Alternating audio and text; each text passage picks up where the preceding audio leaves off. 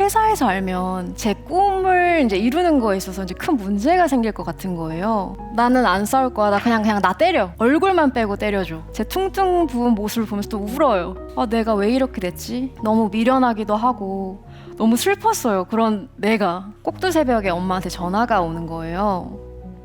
듣다 보니 이제 오빠가 갑자기 세상을 떠났다는 거예요. 오빠도 이럴 줄 몰랐을 텐데 그걸 알았으면 이렇게 아끼지 않았고 계속 다음에 나중에 돈 많이 벌면이라고 하지 않았을 텐데. 그때 제가 이런 말을 진짜 많이 했어요. 와, 인생 진짜 허무하다. 그래서 제가 결심했어요. 내가 당장 내일 죽어도 후회 없이 살자. 와, 나의 성공과 명예가 아니라 진짜 행복을 위해서 한번 살아보자.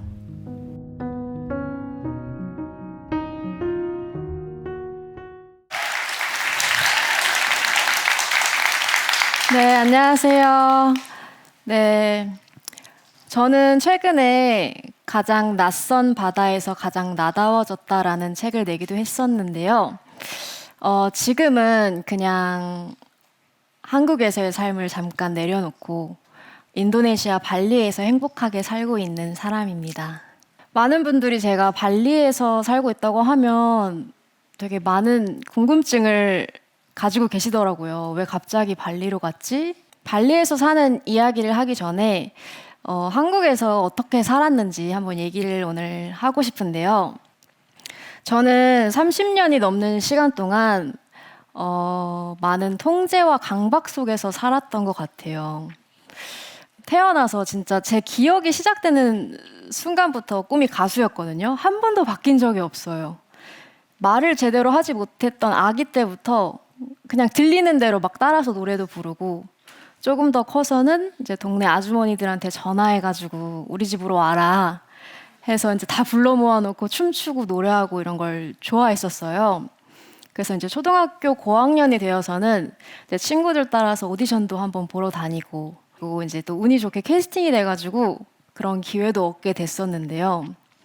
아마 그 어린 시절 대부분이 가수가 되는 게 너무 간절하고 절실했던 것 같아요.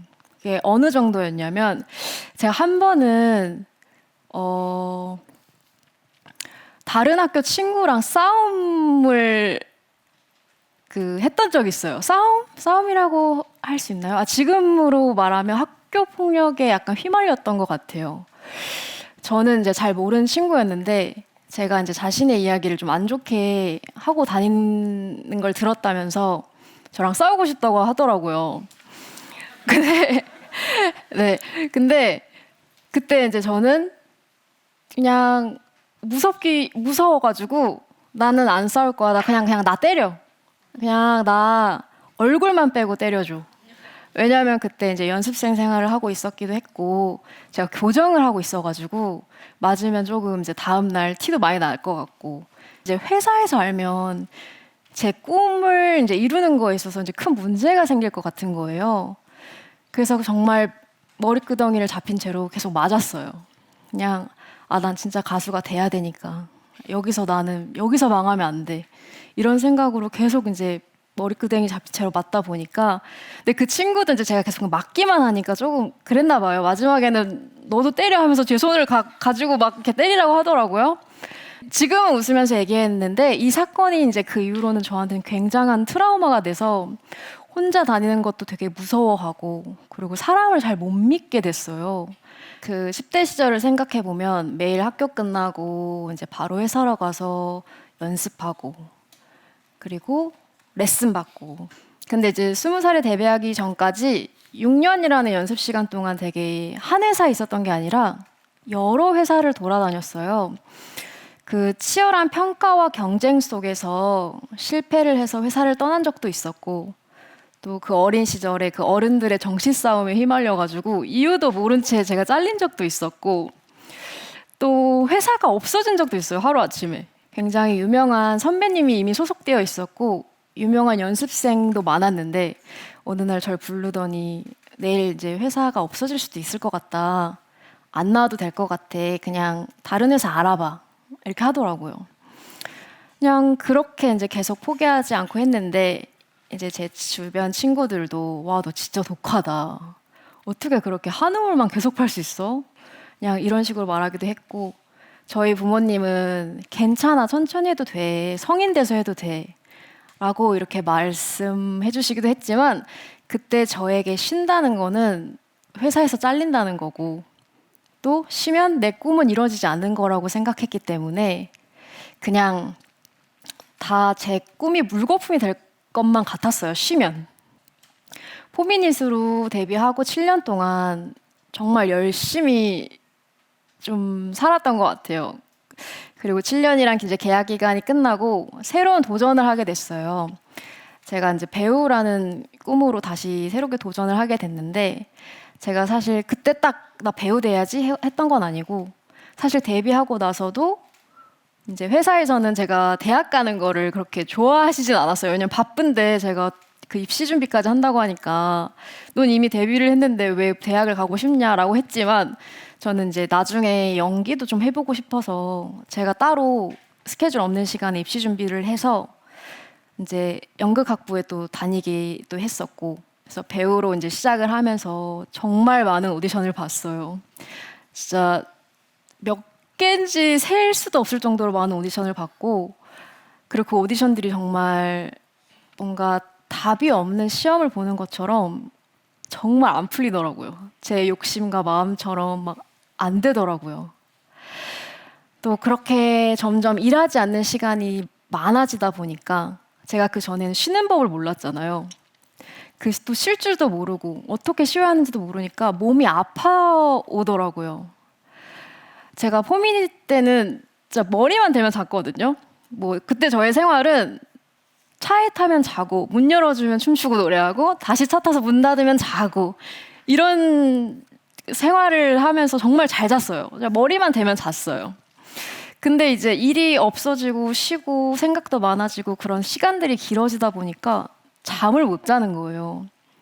그렇게 또 밤을 지새우고 나서 일어나면 며칠 굶은 사람처럼 또 엄청 먹어요. 정말 무서울 정도로 먹어요. 그리고 먹다 보면 멈춰지지가 않는데 배가 터져서 죽을 것 같아서 멈춰져요. 그리고 그 모습으로 거울을 보면 제 퉁퉁 부은 모습을 보면서 또 울어요. 아, 내가 왜 이렇게 됐지? 이렇게 왜 이렇게 내 자신을 관리하지 못하는 사람이 됐지? 너무 미련하기도 하고 너무 슬펐어요. 그런 내가 이거 먹을 걸로 이렇게 하고 있는 내가 그냥 그런 악순환에 빠진 것 같아요. 또 그러다 보면 다음날 또 굶고 운동 미친 듯이 하고 그냥 그런 삶은 또 살았어요. 어느 날 일어났는데 몸에 빨갛게 전신 알러지가 올라온 거예요. 그래서 너무 무서워서 병원을 가서 이제 검사를 받았는데 류마티스 혈관염이랑 이제 갑상선 저하라고 하더라고요. 이제 호르몬을 조절하는 기능이랑 자가 면역 체계가 무너져서 제 몸을 스스로 공격하는 거라고 하더라고요. 그래서 그때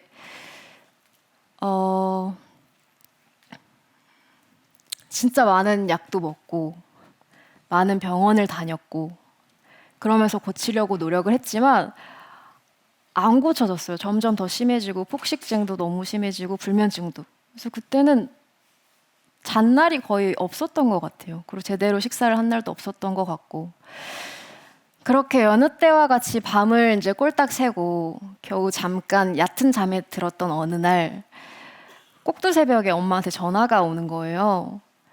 그래서 저는 평범한 날들처럼 뭐야 아직도 자? 아니면 뭐 아직 깨어있네? 뭐 밥 먹었어? 오늘 뭐 해? 라고 할 줄 알았는데 그 처음 느껴보는 엄마의 그 담담한 목소리와 그 텀이라고 하죠. 원래 통화하면 엄마랑 텀 없이 막 티키타카가 돼야 되는데 뭔가 그 텀이 계속 있는 거예요. 듣다 보니 이제 오빠가 갑자기 세상을 떠났다는 거예요. 저희 오빠는 의료회사를 다녔어요. 정말 일이 많았고 정말 바빴어요.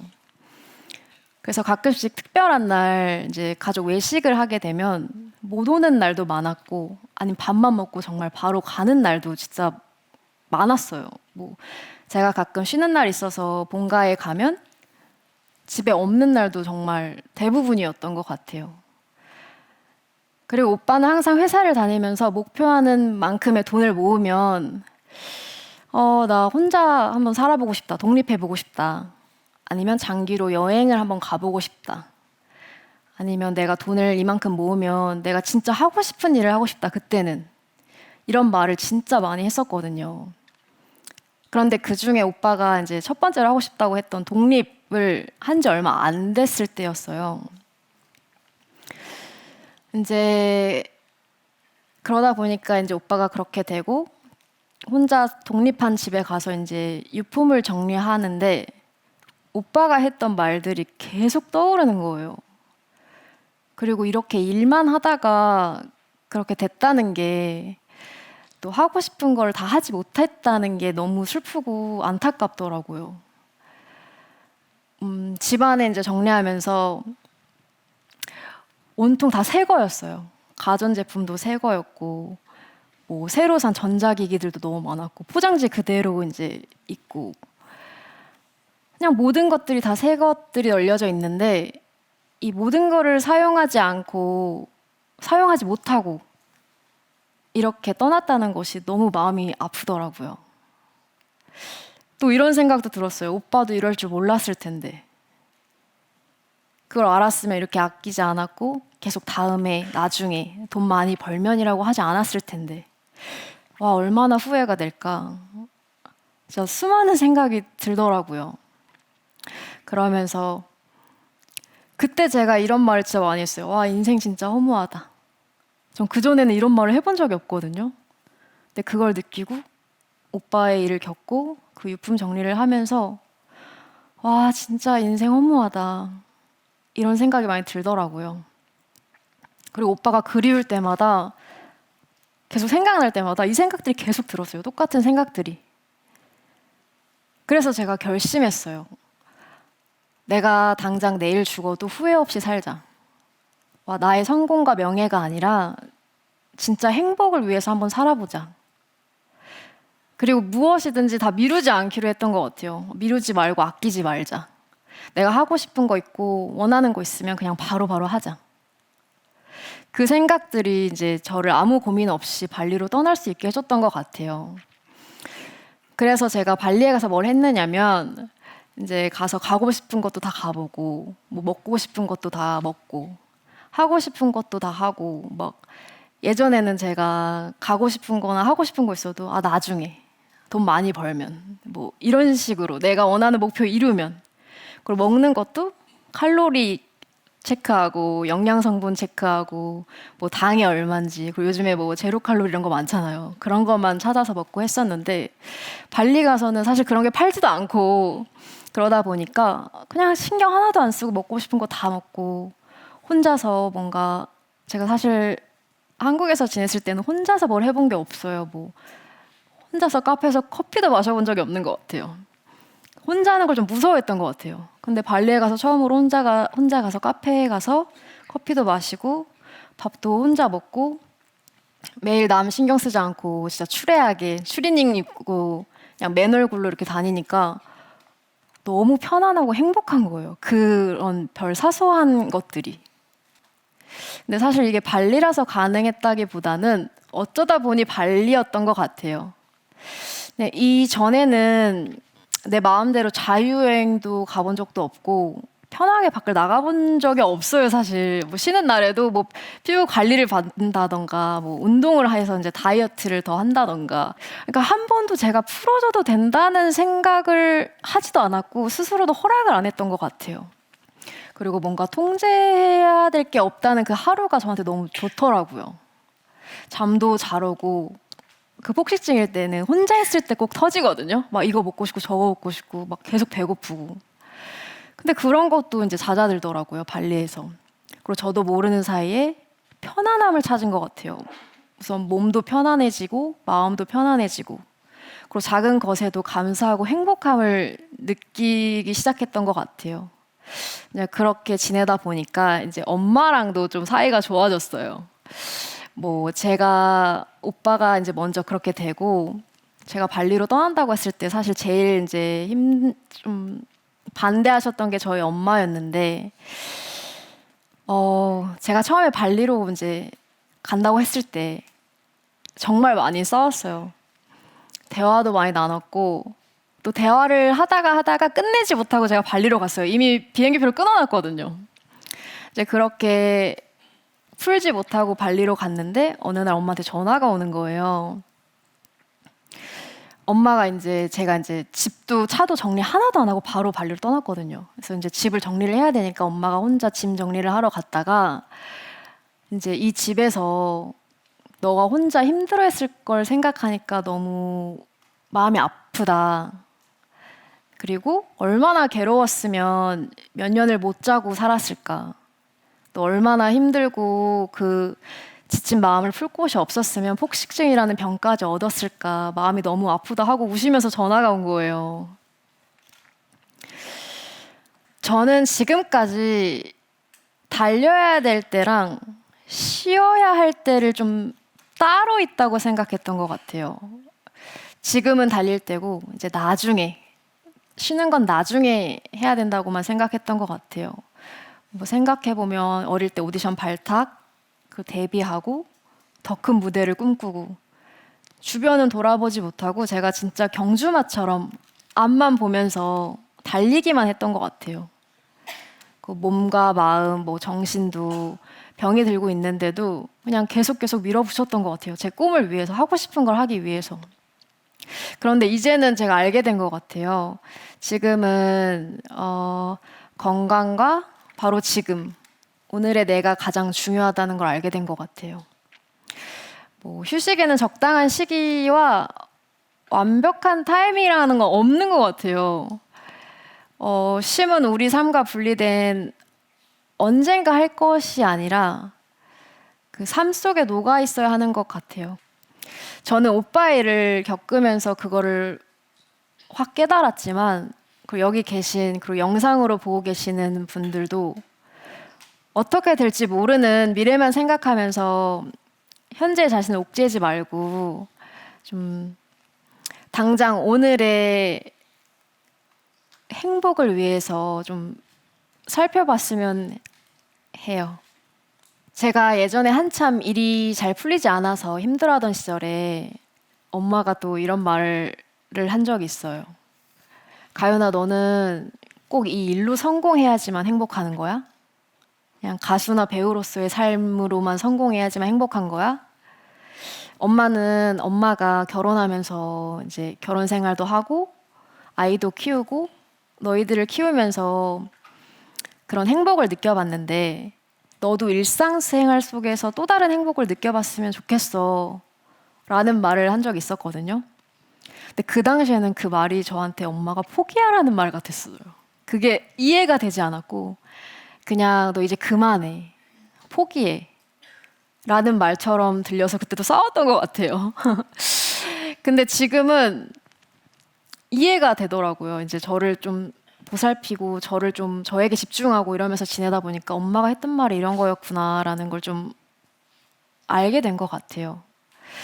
뭐 저도 사람인지라 전처럼 많은 돈을 벌지 못하고 또 보장된 미래가 있는 것도 아니다 보니까 당연히 불안할 때도 있어요. 그런데 이제 우선은 잡히지 않은 것을 잡으려고 저 혼자 스스로 혹사시키기보다는 좀 일상을 지키면서 살아가려고 하고 있는 것 같아요, 요즘은. 여러분들도 한번 생각해 보세요. 예전에 제가 제 꿈을 이루기 위해서, 뭐 나의 명예와 성공을 위해서 강박과 통제 속에서 나를 가둬뒀듯이 여러분들도 지금 먼 미래의 꿈이나 목표 때문에 자신이 만든 작은 방 안에 가둬두고 있는지 아닌지를요. 그리고 정말 제가 하고 싶은 일들을 하면서 살고 있는지도요. 우리 당장 내일 이 세상에 어떤 일이 일어나도 후회 없는 삶을 살았으면 좋겠어요. 그리고 항상 건강 챙기시고 일상 속 작은 행복들도 즐기시길 바랍니다. 감사합니다.